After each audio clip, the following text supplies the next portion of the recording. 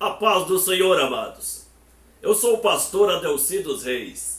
Trago-lhes o comentário da lição 10 da revista da nossa escola dominical, que tem como título O Pecado do Homem Segundo o Coração de Deus. O texto áureo nos diz: porém esta coisa que Davi fez pareceu mal aos olhos do Senhor. Segundo Samuel, capítulo 11, versículo 27. A verdade prática nos diz: somente o revestimento da graça divina, na força e no poder do Espírito Santo, pode livrar-nos do pecado, a ofensa premeditada contra Deus. Meus amados, hoje nós vamos tratar sobre o pecado de Davi, o pecado do homem segundo o coração de Deus.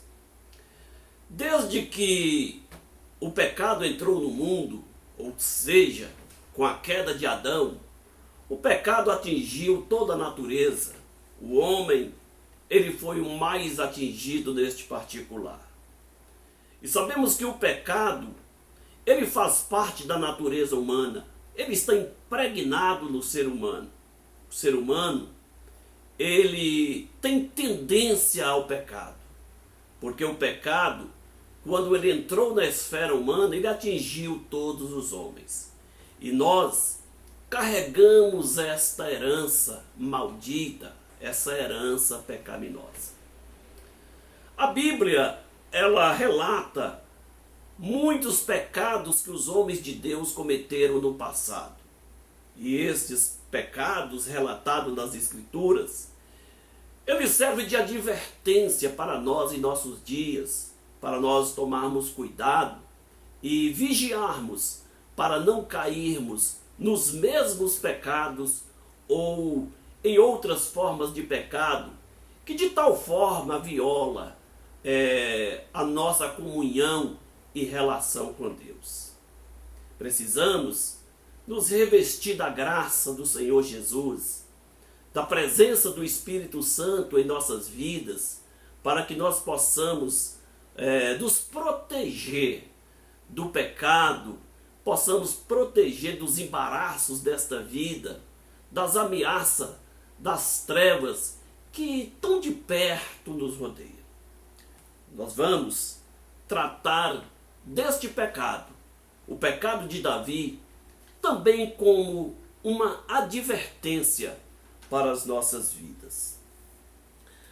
O tópico primeiro nos diz: segundo o coração de Deus. Ponto 1. O homem segundo o coração de Deus. O que é o homem segundo o coração de Deus? Seria aquele homem perfeito? Aquele homem que não peca? Não. O homem segundo o coração de Deus, nós vemos que é um homem que ele é sujeito também às fraquezas, às limitações humanas. As Escrituras nos apresentam vários homens que tiveram intimidade com Deus, que conseguiram conquistar Deus de uma forma muito especial. Vemos, por exemplo, Abraão, que foi chamado amigo de Deus. O que tinha de especial na vida de Abraão? Abraão era perfeito? Não. Ele errou, ele falhou, ele mentiu, ele pecou. Mas nós vemos que Abraão, ele foi chamado de amigo de Deus por causa da maneira que ele se posicionou em relação a Deus. Ele foi um homem de uma fé tremenda, o maior exemplo de fé. Ele foi um homem obediente e também um homem extremamente temente a Deus. Por isso, a Bíblia afirma que Abraão era amigo de Deus, mas ele também tinha suas limitações. Vemos também o caso de Daniel, no livro de Daniel, no capítulo 9, versículo 23, o capítulo 10, o versículo 11 e o versículo 21, a Bíblia relata que Daniel era um homem muito amado. A Bíblia descreve que Daniel era um homem que era amado por Deus de uma forma muito especial. Então nós vemos que os homens de Deus no passado, eles conseguiram conquistar o coração de Deus. E hoje em nossos dias também, nós temos estas mesmas oportunidades de conquistar Deus, de nos aproximar de Deus, de estarmos em uma comunhão profunda com Deus. Por isso, nós precisamos vigiar e procurar estreitar mais o nosso relacionamento com Deus. Mas afinal, o que seria o homem que é considerado segundo o coração de Deus? O homem segundo o coração de Deus é aquele homem que procura agradar ao Senhor. E Davi era este homem. Por que Davi ele foi considerado o homem segundo o coração de Deus? A Bíblia afirma em Atos dos Apóstolos, no capítulo 13, o versículo 22, que Davi, ele era o homem segundo o coração de Deus, assim como também 1 Samuel, no capítulo 13, o versículo 14. Davi era o homem segundo o coração de Deus por algumas particularidades que Davi ele tinha. O que Davi sabia fazer de tão especial para ser o homem segundo o coração de Deus? Davi, ele sabia humilhar como ninguém. Uma das condições de Davi para aproximar de Deus era a humilhação. E Davi, ele manifesta a sua humilhação nos salmos que ele escreveu, que ele compôs, que ele cantava. Nós vemos que os salmos de Davi, aliás, Davi ele compôs quase a metade dos salmos, e em todos os salmos nós vemos uma expressão particular de Davi, a humilhação. Nós vemos também o louvor e a adoração. Davi sabia humilhar de uma forma tremenda. Davi sabia louvar a Deus e adorar. Nós vemos que esses requisitos são muito profundos no relacionamento do homem com Deus. Observe, quando Jesus esteve com a mulher samaritana, Jesus ele falou para a mulher: Deus é espírito, e importa que os que o adorem em espírito e em verdade, porque são estes tais que o Senhor procura como seus adoradores.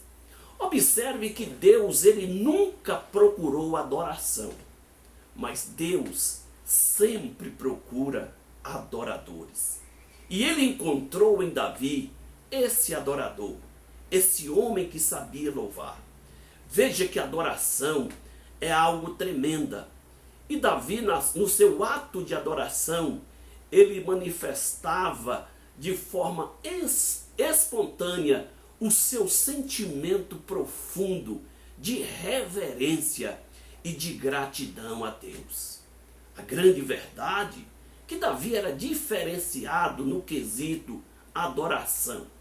Veja que até mesmo as letras dos salmos que Davi compôs, elas são profundas, elas mexem até mesmo com a nossa alma.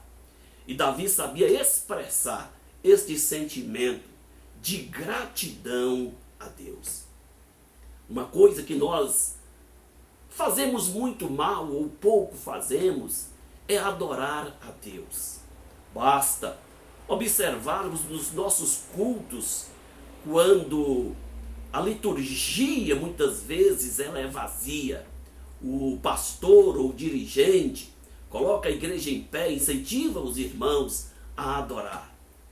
A adoração, ela não é por imposição. Não precisa ninguém te incentivar a adorar a Deus. Por quê? A adoração é um sentimento da alma. O louvor é um sentimento do coração. E Davi, ele tinha este sentimento.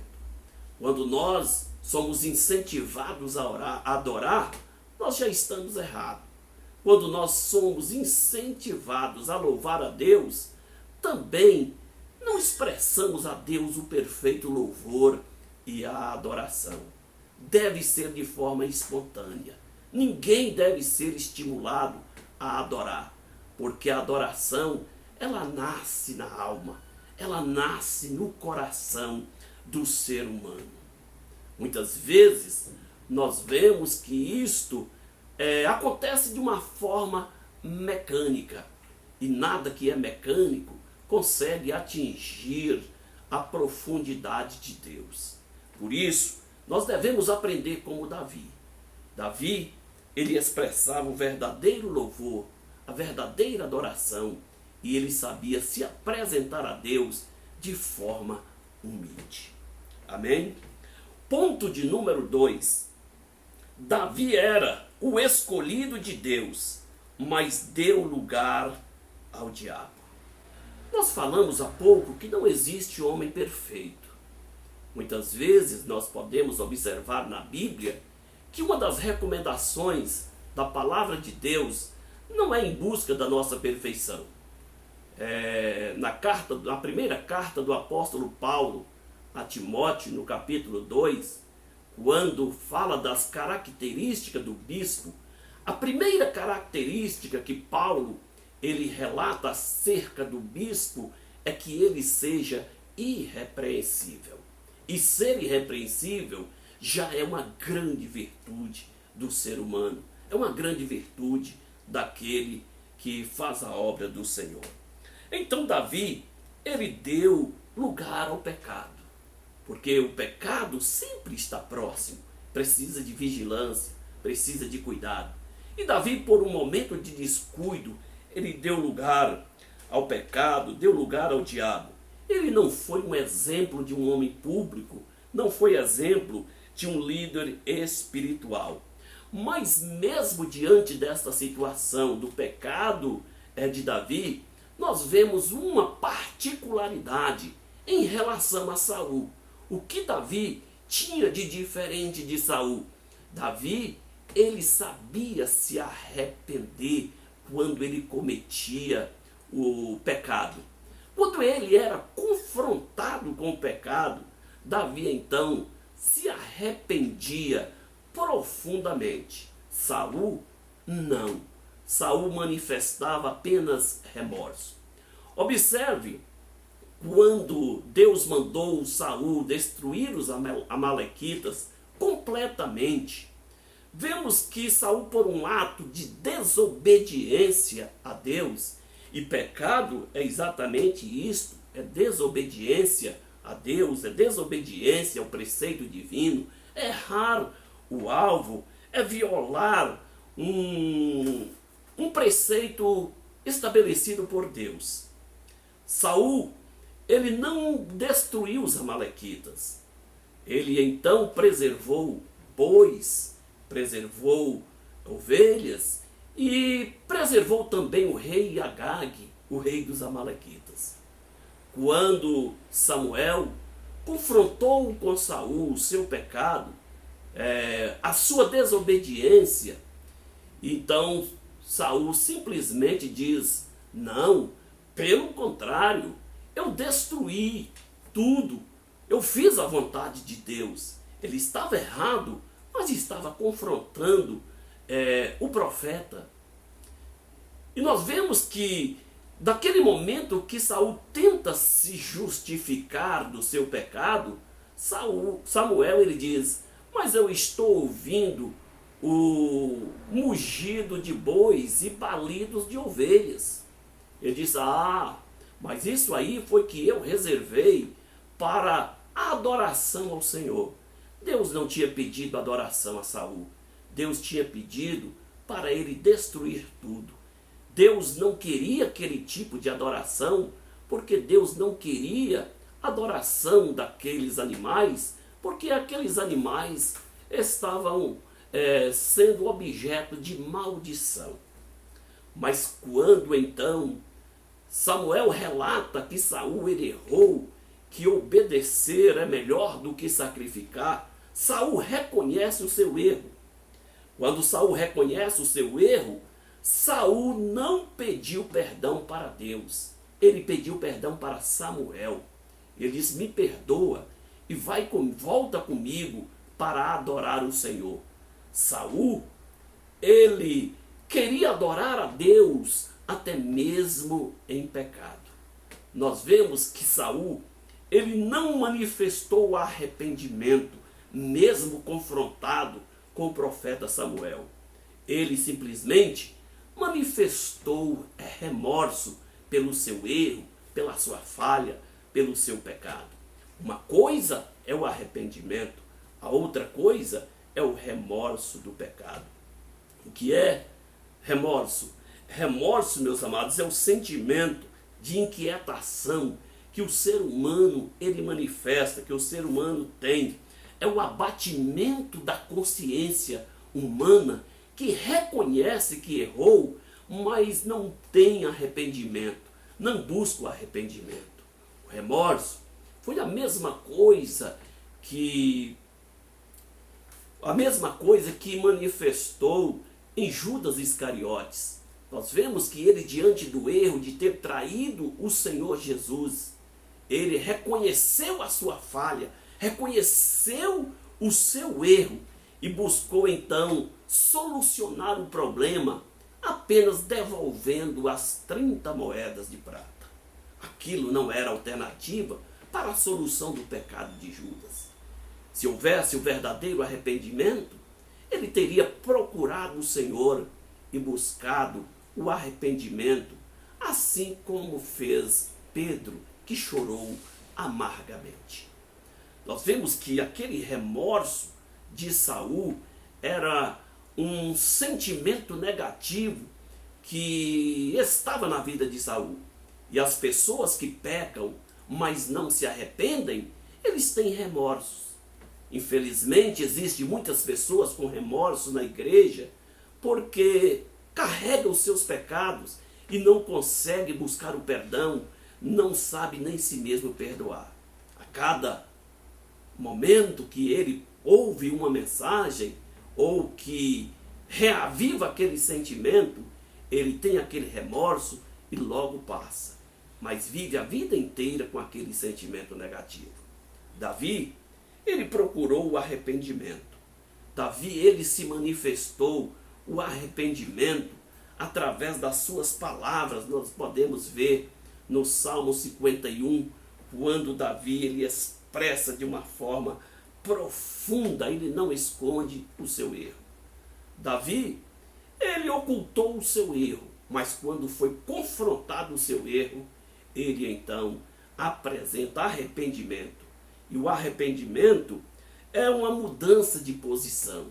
O arrependimento é a busca de solução, é a aversão ao pecado, é dar meia volta, é não querer mais errar, é buscar a solução que existe em Deus. E assim, Davi, ele procurou a resposta no Senhor para o seu problema. Amém? Vamos para o tópico de número 2. O tópico de número 2 nos diz: o ambiente em que Davi pecou. Ponto 1. Criando um ambiente propício ao pecado. Veja, o pecado muitas vezes, amado, ele nos cerca, nos rodeia. Aqui e acolá, nós somos abordados por uma circunstância, por uma situação. E muitas vezes são situações tentadoras que tentam nos levar ao pecado. Davi, ele passou por uma situação desta. O que Davi fez? Veja bem, estava no período da guerra. O período da guerra era o período do verão, onde a estiagem estava, e como as guerras eram simplesmente físicas e as pessoas às vezes deslocavam a pés, então o período do verão era um período apropriado para os reis eles irem para a guerra. Davi tinha um exército extraordinário, poderoso, um general competente, um homem de uma experiência tremenda. Davi sabia do seu potencial de guerra. Davi então envia o seu general com a sua tropa para a guerra contra os amonitas, para sitiar Rabá, a capital dos amonitas. Mas Davi, ele não foi para a guerra. Era costume os reis acompanharem na guerra. Mas Davi, devido à sua certeza de vitória, porque Deus sempre pelejava em favor de Israel, Davi ficou no palácio. O fato de Davi ter ficado no palácio levou ele à ociosidade. E nós sabemos que uma mente ociosa, ela pode se tornar uma presa fácil para Satanás e para o pecado. Davi, na sua vida ociosa, ele foi até o terraço e ele viu Batseba tomando banho. O fato dele ter visto Batseba tomando banho, não há nenhum problema, porque nós sabemos que a todos os instantes os nossos olhos estão colocados em coisas vis, em coisas que muitas vezes nos surpreendem, mas o fato de vermos isto não é motivo para nos levar a pecar. O fato de Davi ter visto Batseba tomando banho não era o ponto principal. O problema foi quando Davi ele olhou e a concupiscência ela atingiu Davi de uma forma terrível. Nós sabemos que o ser humano ele é tentado, até mesmo o Senhor Jesus ele foi tentado, mas ele nunca cedeu ao pecado. E esta é a recomendação de Jesus para nós, que nós possamos resistir toda a tentação. Então a tentação, meus amados, ela pode vir de várias formas. Ela pode vir do mundo, mas a tentação muitas vezes ela é gerada dentro de nós. Observe o que Tiago ele diz no capítulo 1, versículo 14. O apóstolo Tiago, ele diz desta forma: cada um é tentado pela sua própria cobiça. E é sobre este assunto que nós vamos tratar agora no ponto 2, que nos diz os meios que contribuíram para a prática do pecado. Antes de começarmos a discorrer sobre esse ponto, eu quero ler em 1 João, no capítulo 2, o versículo 16. O capítulo 2, o versículo 16 e 17 fala sobre esta questão, mas eu quero chamar a atenção sobre o versículo 16 de 1 João, no capítulo 2, que diz: tudo que há no mundo, a concupiscência da carne, a concupiscência dos olhos e a soberba da vida. E é neste sentido que nós somos confrontados a todo instante a ir pelos caminhos do pecado. Davi, ele foi tentado exatamente pela sua concupiscência.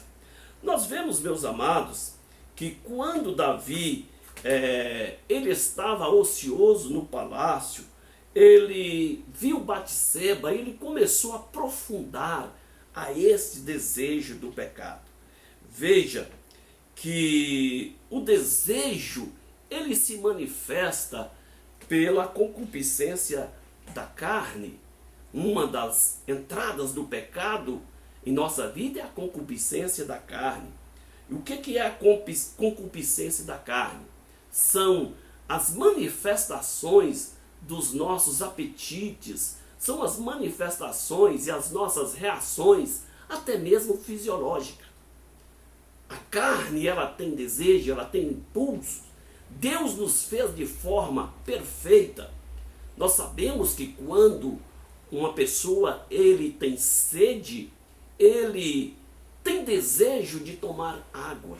E este desejo se manifesta por uma carência física que é captada pelo cérebro, que envia esta mensagem dizendo que nós precisamos de água. E somos, através do instinto, levados a beber a água. Assim acontece com a nossa fome, acontece também com o sono. são instintos naturais, fisiológicos, que o nosso corpo exige em saciar. Da mesma forma, acontece com o instinto sexual. O estímulo sexual é pecado? Não, de forma alguma. Deus, ele fez o homem de forma completa. Agora, nós não podemos ceder aos nossos instintos, aos nossos apetites, porque o fato de Davi ter visto Batseba tomando banho nua, ele aflorou este sentimento sexual na vida dele. Mas nós sabemos, meus amados, que os nossos apetites, até mesmo os sexuais, eles são controlados pela moral. O que é moral? É o conjunto de valores da nossa vida que define aquilo que é certo e aquilo que é errado. A moral, ela é o ponto de equilíbrio dos nossos apetites. A moral, ela se manifesta também no domínio do espírito humano. E nós sabemos que o servo de Deus, ele tem um aliado especial para manter esse equilíbrio, que é a presença do Espírito Santo em nossas vidas. Então, isto aí é a concupiscência da carne, são os desejos carnais. Mas a Bíblia diz que o pecado, que os fatores que contribuem para o pecado, além da concupiscência da carne, está a concupiscência dos olhos. O que é a concupiscência dos olhos? Nós sabemos que os nossos olhos, ele não consegue ver o que está dentro de nós, mas ele vê aquilo que está além de nós, aquilo que está no exterior. E os olhos, quando ele vê, ele capta aquela imagem e ele envia aquela mensagem para o corpo, e o corpo, ele tenta fantasiar aquela imagem, ele programa aquela imagem, e agora a concupiscência da carne procura um meio para materializar aquela imagem. Foi exatamente o que Davi ele fez. A concupiscência dos olhos de Davi captou aquela mensagem de uma mulher tomando banho. E então, pela concupiscência da carne, ele tentou materializar aquela imagem, concretizando então o pecado. Então foi então que Davi, ele mandou trazer Batseba até o palácio, mesmo sabendo que Batseba era uma mulher casada, sabia que era mulher de Urias. Urias era um guerreiro, um homem extremamente forte na guerra. E então Davi, pelo ato tão covarde, sabendo que o marido daquela mulher estava na guerra, mesmo assim, ele atendeu os seus apelos carnais, materializando aquela imagem que os seus olhos tinham captado. E foi assim que nada pôde deter Davi. Davi estava descontrolado. O senso moral de Davi naquele momento havia perdido o equilíbrio. O que mais ele queria era cometer aquele ato com Batseba.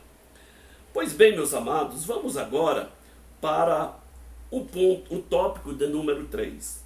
O tópico de número 3 nos diz: o adultério e o homicídio de Davi.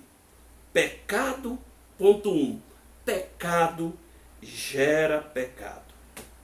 Veja bem, Davi, depois de cometer aquele adultério, Batseba ficou grávida, engravidou-se. E agora, Davi, ele tentou elaborar um plano para aplacar aquela imagem, aquela tragédia que tinha acontecido. Foi então que ele manda trazer Urias, a mulher de Batseba, que estava no campo de batalha, E Joabe envia Urias até Davi. Davi então conversa com Urias e pede para Urias ir para a sua casa, dormir em sua casa, deitar com a sua esposa. Urias, um soldado fiel, um guerreiro tremendo, compromissado com a guerra, com a defesa da nação. Urias não quis ir para a sua casa, deitou à porta do palácio e passou a noite ali. Davi ele soube que Urias não tinha ido para a sua casa, manda chamar Urias e então pede para Urias ficar mais um dia e tenta um outro meio para convencer Urias, dar bebida para ele, e Urias se embriagou e ele então determina para Urias ir para a sua casa. Urias também não quis ir, porque Urias ele disse: não, eu não posso, porque os soldados estão na guerra, o meu general está na guerra, eu não posso fazer isto, porque eu preciso dar atenção à guerra, eles estão em perigo e eu não posso ficar aqui deleitando. Veja que aquela estratégia de Davi tinha dado errado. Então Davi ele elabora um outro plano. E nós podemos ver que Davi, na elaboração de outro plano, nós vemos que ele escreve uma carta e envia pelas mãos do próprio Urias. E é isto que nós vamos ver aqui no ponto de número 2, que diz o homicídio de Davi. Veja que o rei ele entregou a carta para o próprio Urias, a própria vítima, levar aquela carta. Aquela carta estava selada. Alguém me perguntou: mas se Urias abrisse aquela carta?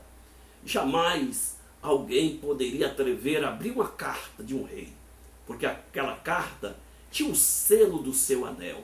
Se alguém violasse uma carta do rei, ele já recebia a sentença de morte. Então, ele não podia violar. Veja que ele conduz aquela carta, e aquela carta tinha a sentença da sua própria morte. Naquela carta, Davi pedia para Joabe, o seu comandante, colocar Urias na frente da batalha, no lugar frágil, onde o inimigo era forte, e deixasse ele sozinho lá. Joabe então prepara alguns soldados de pouca expressão e coloca junto com Urias e coloca na frente, onde a batalha era mais terrível. A história mostra que Urias, naquele dia, ele guerreou como um grande herói. Ele morreu, mas o historiador Flávio Joséfo nos informa que antes de Urias morrer, ele conseguiu tombar muitos soldados do inimigo, porque ele lutou heroicamente para defender a sua nação, para defender a nação, para defender o rei e defender o seu comandante Joabe. Veja, então, vemos que Urias morreu na batalha. O pecado de Davi levou à morte daquele homem que era vítima, levou à morte também de alguns outros soldados que foram colocados na frente de batalha. No ponto de número 3, nós vemos aqui Davi e o seu comandante. Veja que Joabe era um homem treinado, experiente, esperto, um homem com uma visão ampla, um general. Então nós podemos ver que o general ele sabia que tinha uma trama errada contra Urias, mas ele era submisso ao rei, jamais ele poderia mudar os planos do rei. Ele tinha que submeter às ordens do rei. Foi então que Joabe ele colocou Urias na frente da batalha. Mas vemos ali que toda aquela trama maldosa levou Joabe a olhar para o rei, não com aqueles olhos de um rei íntegro, perfeito, um rei justo e honesto. Davi ele foi visto de uma forma negativa, de forma que ele nunca tinha sido vista por causa do pecado cometido. O pecado gera isto, o pecado gera fracasso, gera dúvida, problema no ser humano e até mesmo na família. No ponto de número 4, nós podemos ver aqui a tentativa de Davi evitar as suspeitas do seu pecado. Veja, passou o dia do luto, era 7 dias de luto, e Davi, então, ele toma Batseba como sua esposa, tentando aplacar todo aquele clima ruim, negativo, aquele clima de pecado. Davi, ele tentou esconder o seu pecado. Mas nós vemos, meus amados, que tudo isto poderia ter passado despercebido diante do povo, mas não passou despercebido diante de Deus. A Bíblia nos informa que o erro de Davi, o pecado de Davi, o ato que ele cometeu, pareceu mal aos olhos do Senhor. Davi, ele escapou dos olhos talvez do povo, mas ele não escapou dos olhos de Deus. E então, diante de Deus, nada passa despercebido. E o pecado, diante de Deus, tem as suas consequências.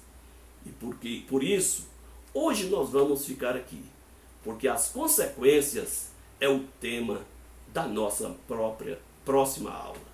Portanto, fiquemos por aqui até a próxima aula. Que Deus nos abençoe.